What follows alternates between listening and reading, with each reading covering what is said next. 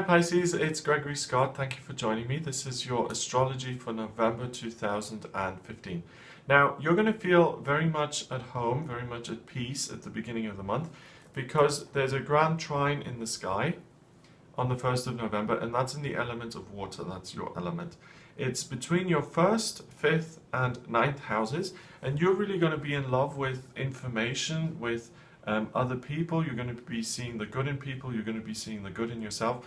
And for you, Pisces, I think you've had quite a powerful Halloween, and I think you will have been getting a lot of dreams and insights and information coming through, which will have enriched you. That continues here on the 1st of November, and it gets even stronger on the 2nd of November because Mercury, the planet of communication, now moves into Scorpio in your 9th house of education, expansion, broadening your horizons, growth. Okay, so you're going to get information through your intuition that's going to enrich you, and that is going to give you information about your work, especially on the 2nd of November. So watch out for that. It could be that it's anything to do with the emotions. So it could be that it is your intuition. It could also be that someone says something to you in passing that then gives you, wow, that's an idea for work. Or it could be that it's a dream that you're shown what you're meant to be doing, but information will come through on the 2nd. Now, you're intuitive anyway, so watch out. But on the 3rd of November, Neptune, the planet of dreams, and the other side, and the unmanifest, that is in your 1st house of self, in your first, in your sign. Okay, so it is super happy there. Neptune rules your sign, and because it's in the 1st house, it's central to who you are. It's central to your personality.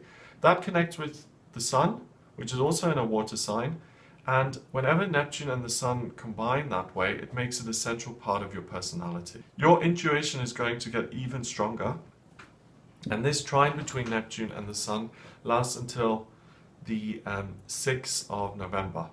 So it's going to be a really powerful week for you of great insight, great communication, and I think the way you're going to apply all of that knowledge is through into the sector of work. And that's interesting because Saturn, the planet of structure, moved into Sagittarius on the 18th of September, and that is blinkered, and it's all about what am I going to do? What's my path? And that sits in your work sector. So if there's any sort of uncertainty about what you should be doing or what you would like to do for work or what you are doing, then that is a great opportunity, a great blessing for you to now tick that off and box that off and listen to your intuition to get that info, and then you can move ahead with it. On the 4th of November, the moon starts to trine Uranus, and your Uranus is in the 2nd house in Aries, and it's urging you to move forward and to create movement in your money life. Okay, your moon is in your 6th, and what that's telling you is that if you kind of become more confident, if you put yourself out there, and if you take the spotlight in your working life, you will make more money. Is that true? I don't necessarily think that it has to be about fame or publicity. I think it's about doing something that you genuinely care about and that makes you feel excited and passionate. So fine, if it's performing and putting yourself out into the public, then great, if that's what makes you feel wonderful. But if designing gardens is what makes you feel alive and passionate, then focus on that. It's the internal feeling, not the external result that's important. Jupiter begins to trine Pluto, and it has trined Pluto since the 8th of September, and it will continue to trine Pluto until the 20th of November. But the 5th and 6th of November are particularly powerful, and Pluto is in your 11th house of hopes and dreams, and what that's doing is any past disappointments that you've had, Pisces, they're coming back to life, and they're saying, yes, you can achieve, you can do well. Jupiter is sitting in your 7th house, and it's saying if you take practical action, especially in connection to your relationships, you can really fix that and you can really achieve what it is you want to achieve. So if you've been single for 20 years and you've given up on that, you might, on giving up on being in a marriage or in a relationship, you might notice that there's a rebirth of that dream. It's like, I could be in a relationship. And then Jupiter comes in and says, if you take action around that, we will support you. You've got the North Node, you've got Venus, you've got Mars, you've got Jupiter, you've got the Moon, all sitting in Virgo in your 7th house. And that is going to be driving you to do something about your relationships.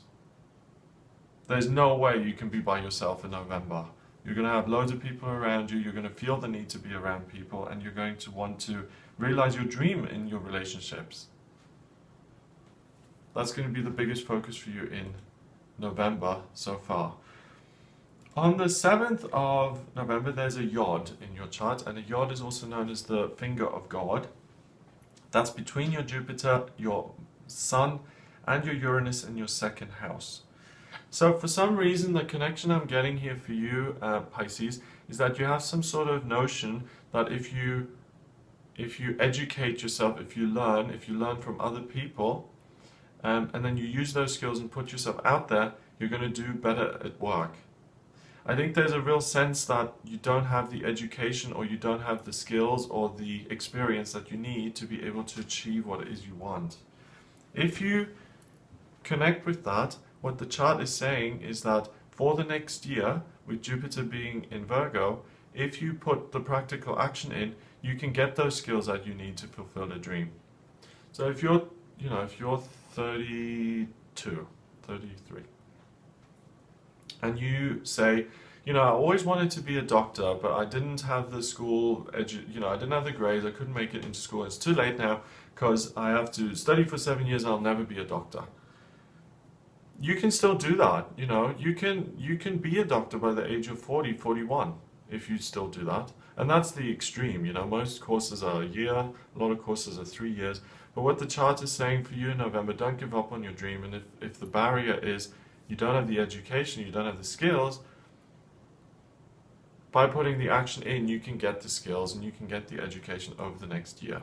That's what the chart is saying.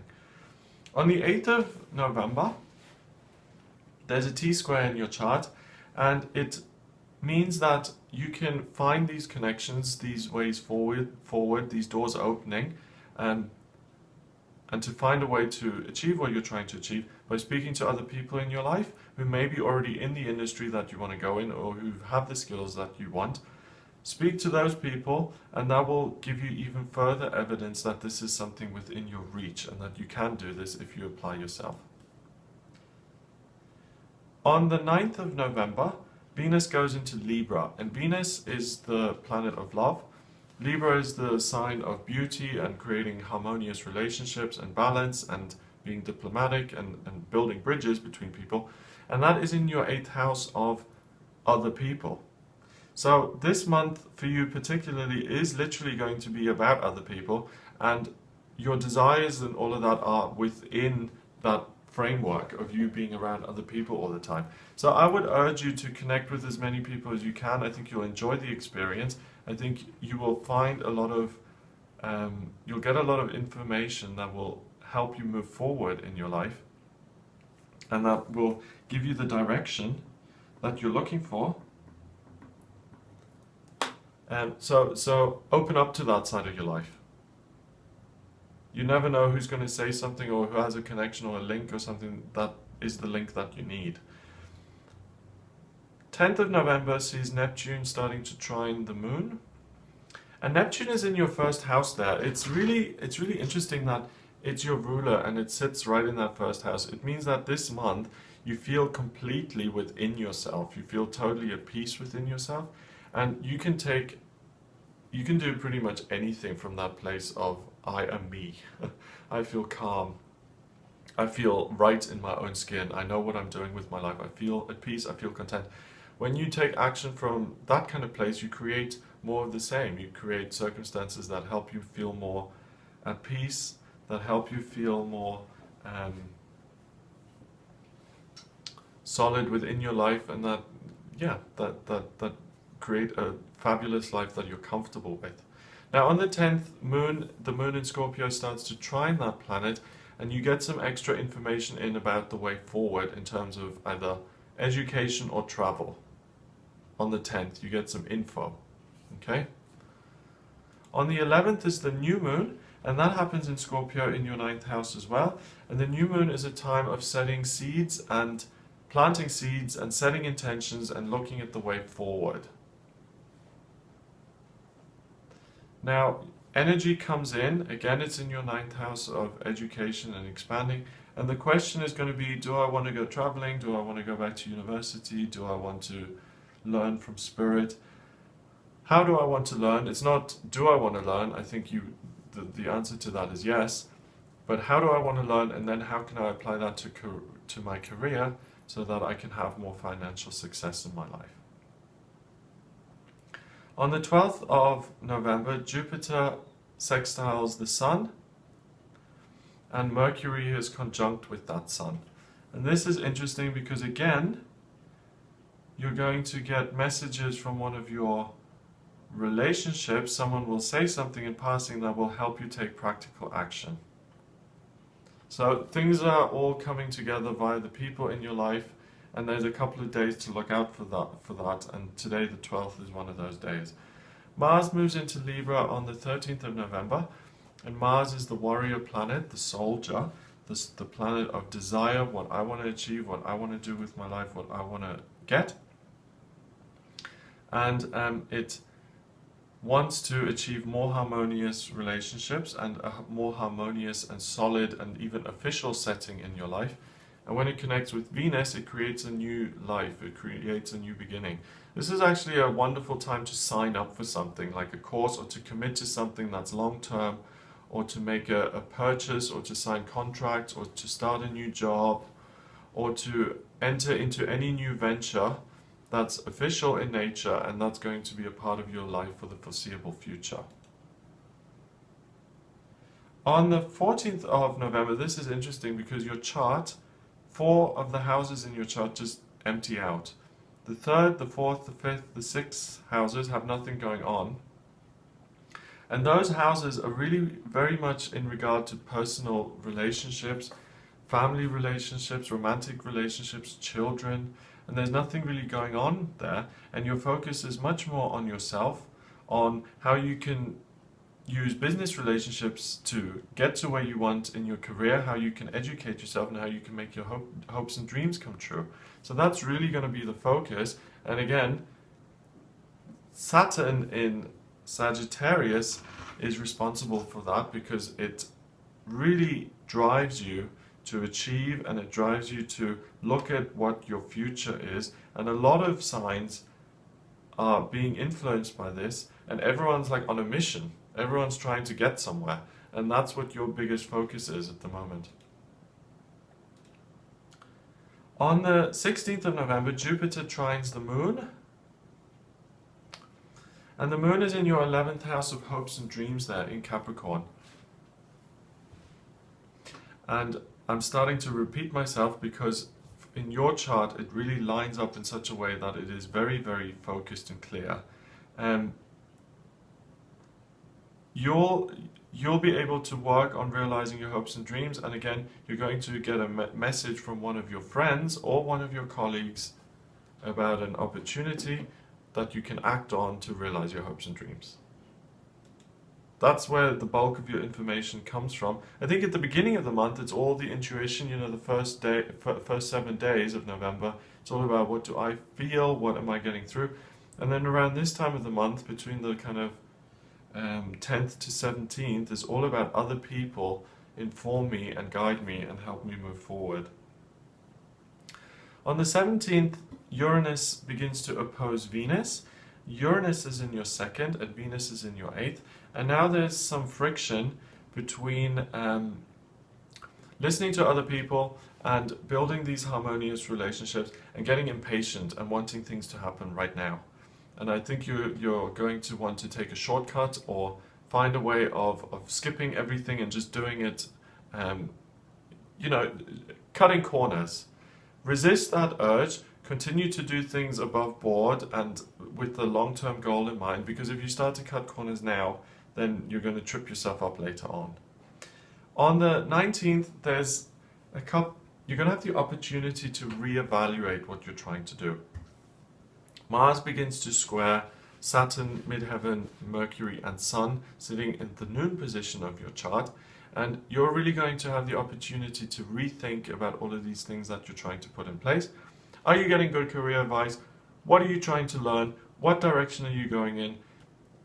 Take the 19th to really look at that in depth and to see if you're happy. You know, if you're going down a specific path, once you're on it, it's easy, it's difficult to come back and to change things around again.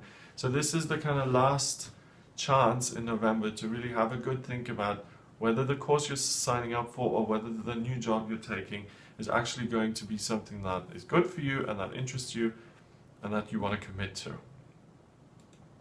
Mercury goes into Sagittarius on the 21st.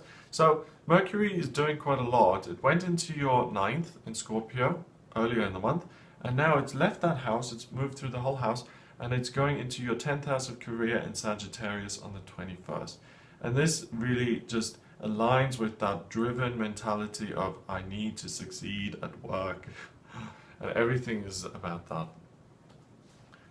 You're like a robot on the 21st because you're so focused on work success and getting to where you want to go.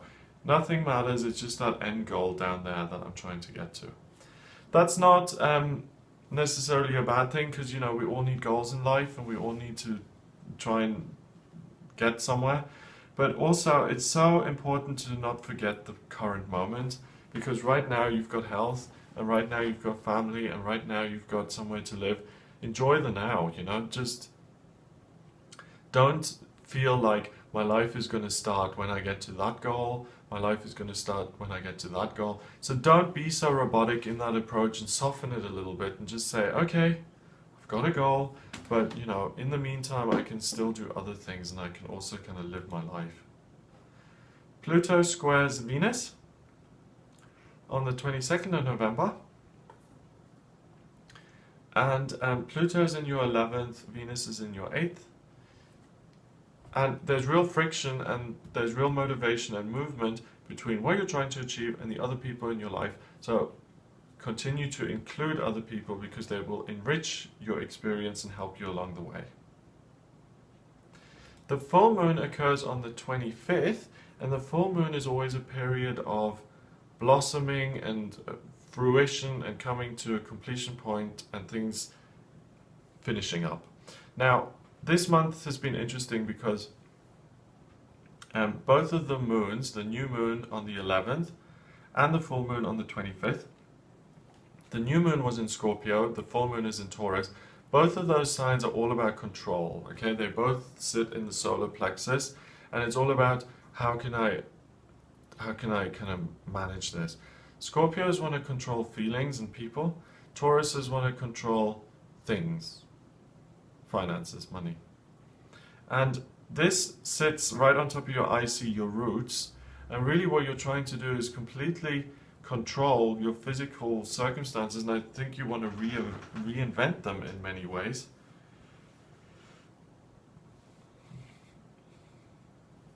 Through realizing your dreams. Okay, and the message I'm getting is that you're putting too much weight on that. Think about this. What if you never achieve any of your dreams? You're still going to be you. You're still going to be fine.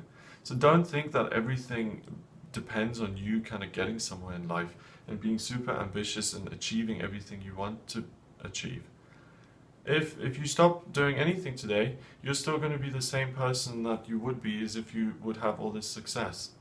Your experience would be different, but you'd still be the same person. So just make sure you remember that, and it should take some of the pressure off you, because it's very good to achieve and it's wonderful to have goals, but again, if it drives you to the point where you're ignoring the present, then it's no good to you or to anybody in your life. On the 28th of November, Uranus begins to oppose Mars in your 8th house. And this is good because earlier in the month when Uranus and Venus were just opposing, there was a desire to kind of do things your own way and a feeling of impatience, okay? Mars kind of tips the scale now, and I think it makes you defer to other people, and it makes you less impatient, and you're able to really apply to improving things in a long-term way, and it takes that conflict out of it. On the 30th of November, the moon trines the sun and Saturn, and the sun and Saturn are in your 10th house of career, and the moon is in your 6th house of daily work, okay?